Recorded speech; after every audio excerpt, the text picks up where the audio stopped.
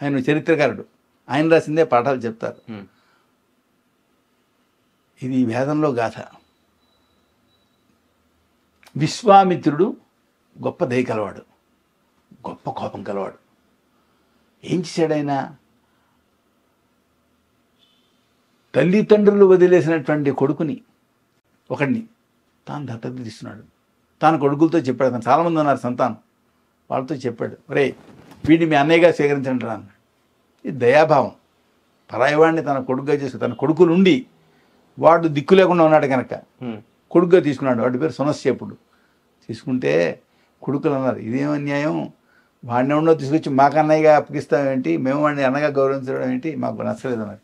ఒరే నా మాట కాదన్నారు కనుక మీరంతా కూడా ఏమైపోతారు, సంస్కృతి లేకుండా పోతారని చెప్పించేశాడు ఆయన.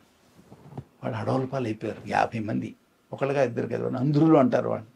అడవుల పాలు అయ్యారు. అడవుల పాలు అయిన తర్వాత వాళ్ళ యొక్క సంతానాన్ని ఆంధ్రులు అంటారు.